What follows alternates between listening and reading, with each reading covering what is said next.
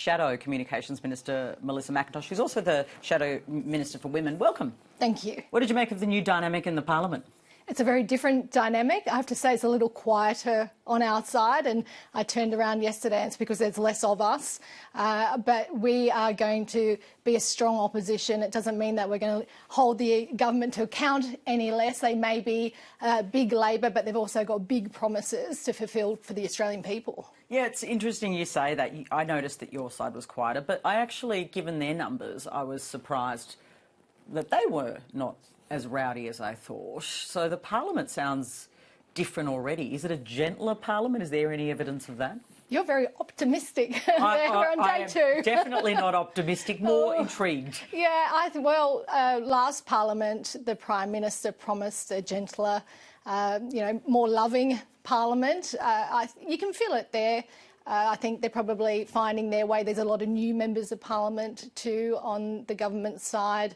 For us, we have a new leader, so we'll see what happens next week. But we prosecuted some pretty important broken promises that we think that are already being made to the Australian people. And one of the issues that I'll keep pushing really hard, which I think we'll talk about today, is around the social media ban that's coming up. And we're waiting very much for the government to make a decision. On the social media ban, there's a lot still in flux, you're right. Have you sought a briefing from Annika Wells, who's the new minister, to try and work out what's coming next, including what's in and out, including YouTube, which I believe she's met with? I certainly have asked for a briefing. It was one of the first things I did when I came into the position, and she has vocally told me that that will come. I'm waiting.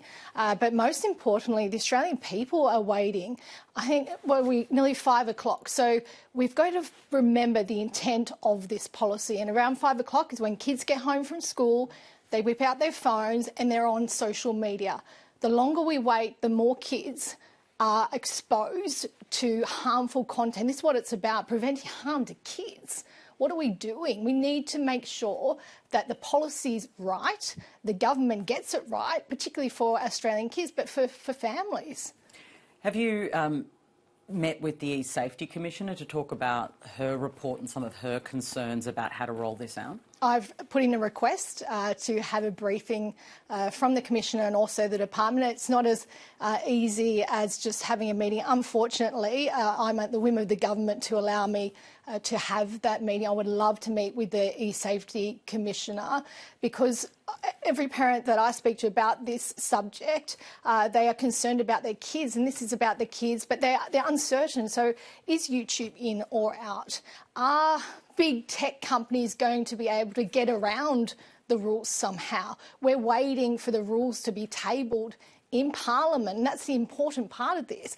Is this going to be done by the 10th of December? I'm hearing murmurs in the corridors just this week that the deadline might lapse. That means over Christmas, kids are still going to be exposed when they're on holidays to social media. We need to have something in place, and we have to, first and foremost, have to remember this is all about Australians being safe, the safety of our youngest Australians. Just before I let you go and we finish the show for the day, Barnaby Joyce and Michael McCormack kind of took all of the headlines at the beginning of the week.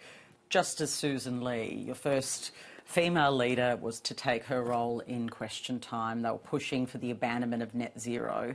Is that unhelpful behaviour? I think for Susan, she's a strong parliamentarian, been here a long time. She knows the deal. When it comes to the Nats, they can be very theatrical, and part of being in Parliament is the theatrics. And I think there's a bit of a show this week. If there's going to be a week where there's attention on saying something to cause a bit of disruption, it's the first week. And you are the Shadow Minister for Women. When they're talking about how virile they are, how do you hear that, Melissa McIntosh?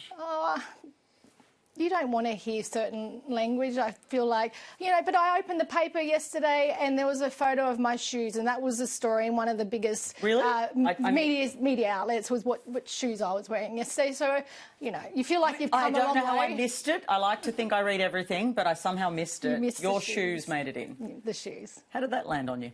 Oh, well, it's something that you just shake it off. You shake it off. You hope that under all that, you've got to you've got a thick skin. You have to have a laugh sometimes. It's not all that important. What's But what does important it is the say policy that our making. media is still scrutinising what you're wearing?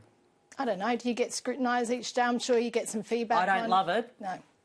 I think the more we talk about it, it helps. We expose it, but we don't get too down about it. We're here for a job. You're here for a job. I'm here for a job, and my job's to represent my Melissa community. McIntosh, you wear whatever shoes you like. Thanks for joining us. Thank you. And that's it for Afternoon Briefing for today. Thank you.